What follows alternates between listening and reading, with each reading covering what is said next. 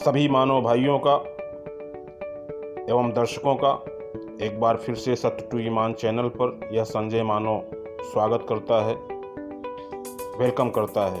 भाइयों, आइए आज इस वीडियो में हम आपको आज ऐसे महामारी के दौर में जहां पैसे का बहुत अभाव है, ऐसे समय में हम सब अपने किसानी के लिए, अपने खेतों के लिए मार्केट से जो डाई यूरिया रसायन का खरीदारी करते थे, उसमें पैसा बर्बाद करते थे, उन सब को बचाने के लिए सत्य टू ईमान का बनाया इस संसार में बहुत सारी ऐसे चीज़ें हैं जिनको हम जानते नहीं या जानते हैं तो करते नहीं।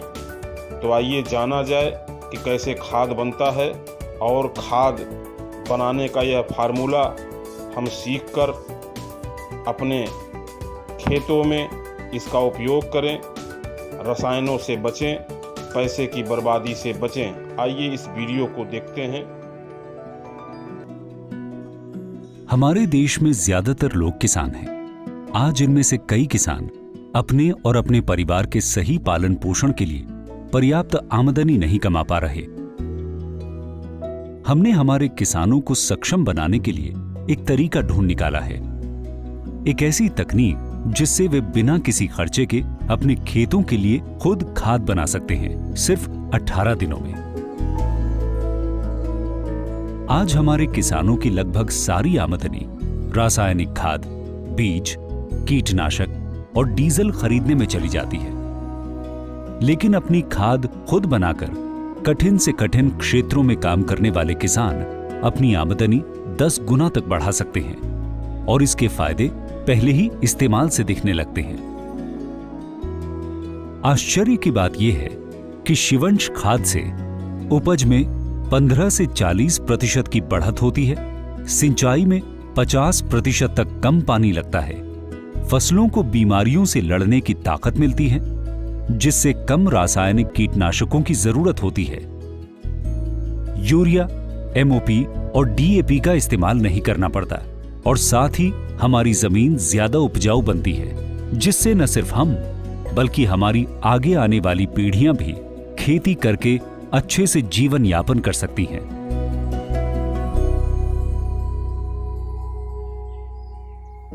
शिवंश खाद।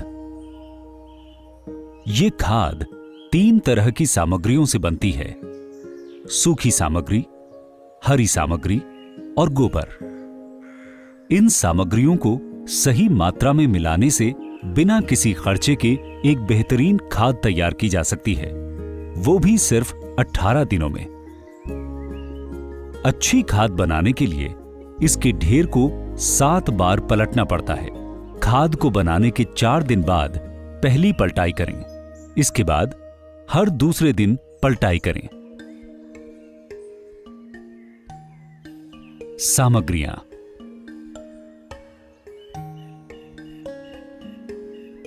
सूखी सामग्री। सूखी सामग्री सबसे पहले इकट्ठी करें, क्योंकि उसका पूरी तरह से सूखना जरूरी है।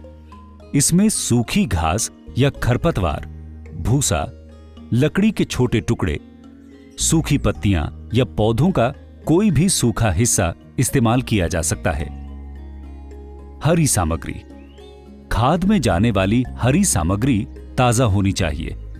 हरी घास, पत्तियां, खरपतवार या पेड़ों के हरे हिस्से खाद बनाने वाले दिन इकट्ठा करें। नीम या यूकेलिप्टस के पत्तों का इस्तेमाल न करें, क्योंकि इनसे खाद में रहने वाले जीवाणुओं को नुकसान हो सकता है।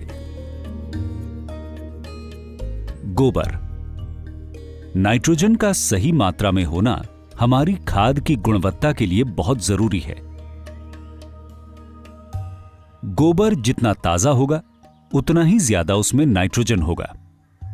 विभिन्न प्रकार के पशुओं के गोबर का इस्तेमाल एक पौष्टिक खाद बनाता है।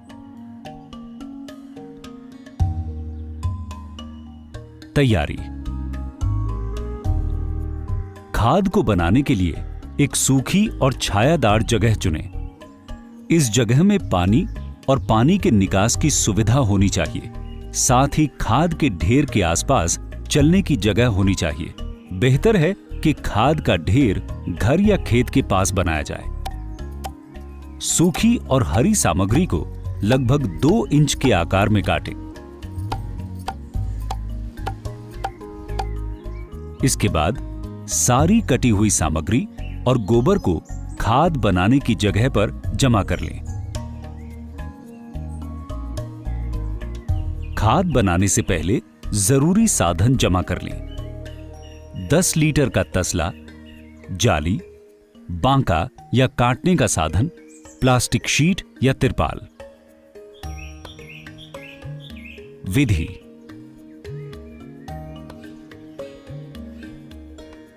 1 घन मीटर खाद बनाने के लिए ढेर की ऊंचाई 1.2 मीटर या 4 फीट होनी चाहिए।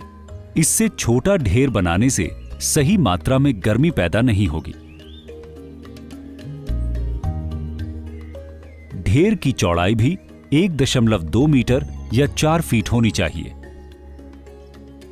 सूखी सामग्री, हरी सामग्री और गोबर की सामग्री की सही मात्रा बहुत जरूरी है। ये सामग्रियां 9, 6, 3 के अनुपात में इस खाद के लिए उत्तम पाई गई हैं। 9 हिस्सा सूखी सामग्री, 6 हिस्सा हरी सामग्री और 3 हिस्सा गोबर। 10 लीटर के तसले से आप हर सामग्री को नाप सकते हैं। सबसे पहले 9 तसला सूखी सामग्री नापकर पहली परत लगाएं।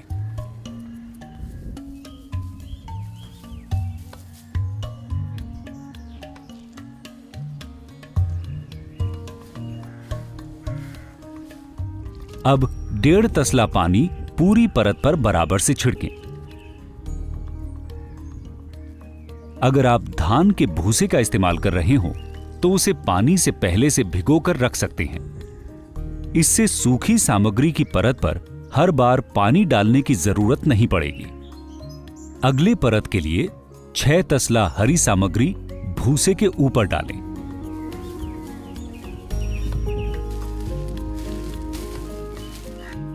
हरी सामग्री में पहले से थोड़ा पानी होता है, तो इसके ऊपर सिर्फ 1 तसला पानी छिड़कें।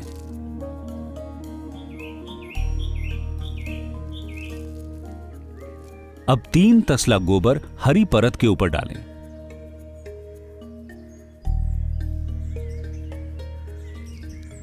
गोबर की परत पर सिर्फ आधा तसला पानी छिड़कें।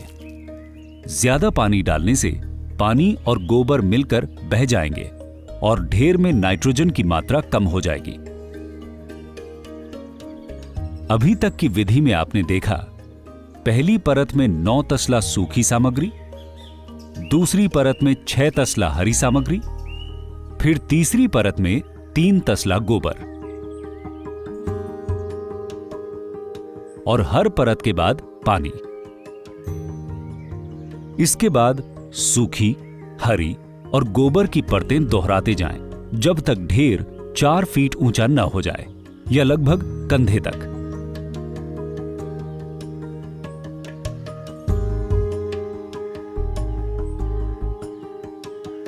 ये 3 परतें आपको 5 से 8 बार लगानी होगी। याद रखें, हर परत के बाद तसले से नापकर पानी छिड़कें।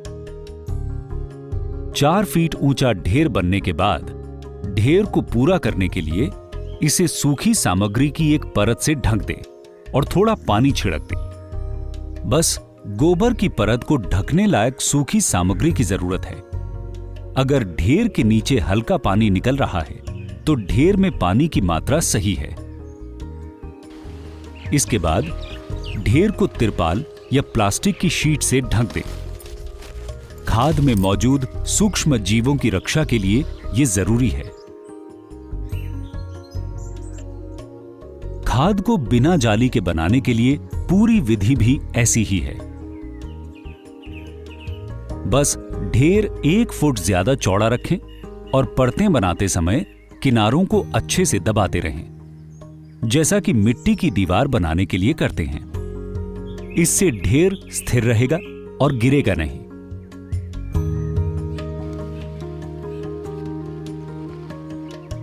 तीन दिन छोड़ने के बाद चौथे दिन खाद को पहली बार पलटें। खाद को समय पर पलटना बहुत जरूरी है। पलटने से खाद में पनपते हुए जीवाणु को हवा और पानी मिलता है, जिससे वो अपना काम जल्दी कर सकते हैं। पलटते समय ध्यान रखें कि ढेर के बाहर की सामग्री को अंदर रखें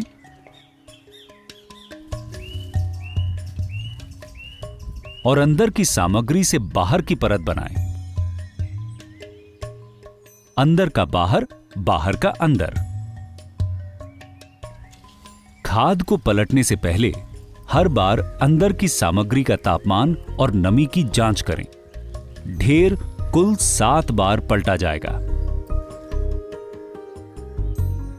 तापमान परीक्षण। बनती हुई खाद का सही तापमान 55 से 65 डिग्री सेल्सियस होना चाहिए।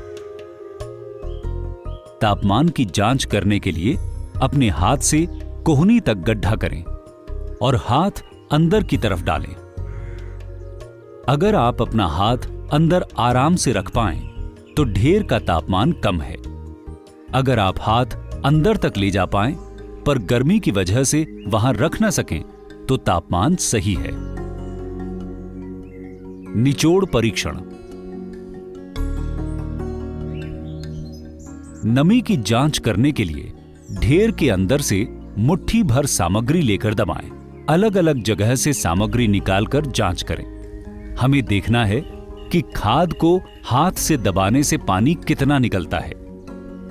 अगर कुछ बूंद पानी निकले तो नमी की मात्रा सही है। अगर पानी एक बूंद भी ना निकले तो ढेर सूखा है। अगर 10-15 बूंद से ज्यादा पानी निकले तो ढेर ज्यादा गीला है। नमी जांचने के लिए नीचे से सामग्री न निकालें, क्योंकि पानी ढेर के नीचे इकट्ठा होता है। छठा दिन, दूसरी पलटाई।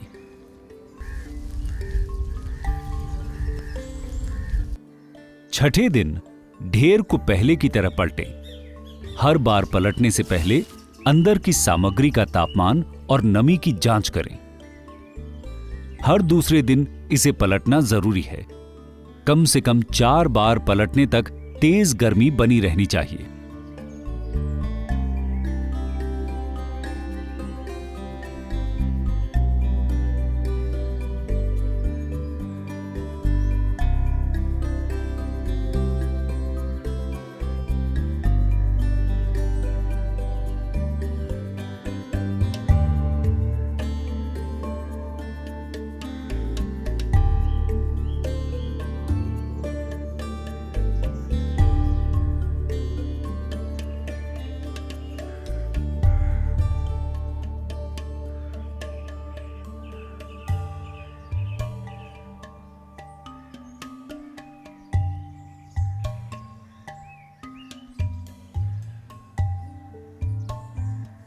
और 18 दिन पूरे होने तक ढेर का तापमान कम हो जाना चाहिए।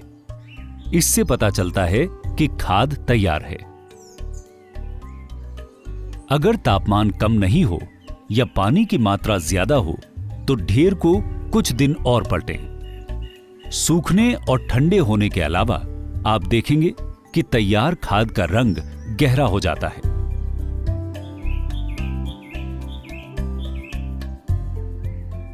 तैयार खाद में नमी होती है और उठाने में हल्की महसूस होती है। खाद से जुड़ी समस्याओं के आसान उपाय। ज्यादा सूखा।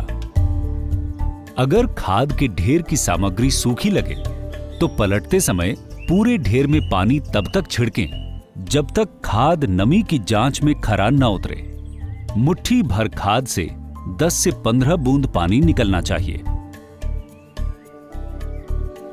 ज्यादा ठंडा। अगर नमी ठीक हो लेकिन ढेर का तापमान कम हो तो गोबर की मात्रा कम है। ढेर को पलटते समय 3 तसला गोबर थोड़ा थोड़ा करके पूरे में मिलाएं। 2 दिन बाद तापमान फिर से चेक करें। ज्यादा गीला। अगर पानी की मात्रा ज्यादा हो तो पलटने से पहले सामग्री को धूप में फैलाकर थोड़ा सुखा दें।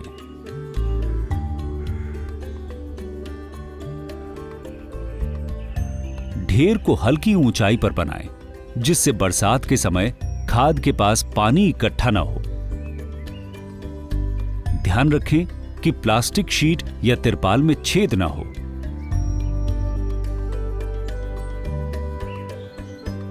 सावधानियां।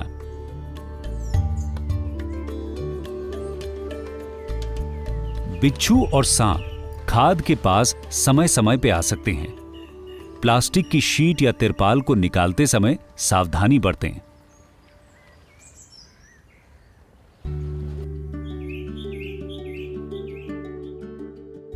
शिवंश खाद इस्तेमाल करने के लिए आप इसे रोपने के 3 दिन पहले जुताई के साथ खाद को मिट्टी में मिला सकते हैं।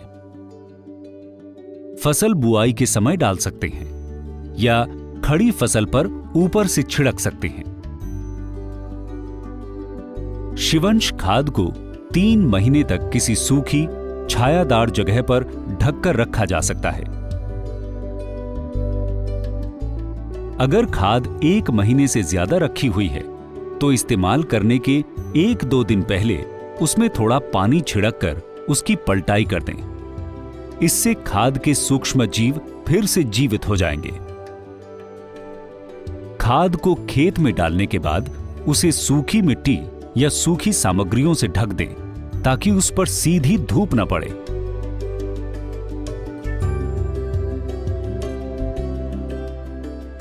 एक ढेर खाद अपने परिवार के लिए 1 सीजन की सब्जियां उगाने के लिए काफी है। 1 एकड़ खेत में शिवंश खाद के 8 ढेरों की आवश्यकता होती है। पहली बार शिवंश खाद के इस्तेमाल के साथ आप यूरिया का इस्तेमाल आधा कर सकते हैं और एमओपी, डीएपी का इस्तेमाल पूरी तरह से बंद कर सकते हैं। अगली फसल में आप सिर्फ शिवंश खाद का इस्तेमाल कर सकते हैं। अगर मिट्टी की हालत बहुत ज्यादा खराब है तो शिवंश खाद की इस्तेमाल दुगनी मात्रा में करें। शिवंश खाद बनाने की प्रक्रिया खेत के बचे खुचे काम न आने वाली सामग्रियों को उपजाऊ खाद में बदल देती है, जिससे फसलों के लिए जरूरी सभी पोषक तत्व मिल सकते हैं। शिवंश खाद का इस्तेमाल करके किसान अपनी मिट्टी को उपजाऊ बनाने के लिए महंगे रसायनों पर अपनी निर्भरता कम कर सकते हैं, पानी का इस्तेमाल कम कर सकते हैं और गरीबी और कर्ज से मुक्ति पा सकते हैं। कई किसानों ने भारी मात्रा में शिवंश खाद का इस्तेमाल करके पहली बार से ही यूरिया का इस्तेमाल बिल्कुल बंद कर दिया है। पूरे भारत में हजारों खेतों में शिवंश खाद का इस्तेमाल हो रहा है, जिससे मिट्टी की उपज, शक्ति और किसानों की आमदनी बढ़ रही है। आप भी ऐसा कर सकते हैं।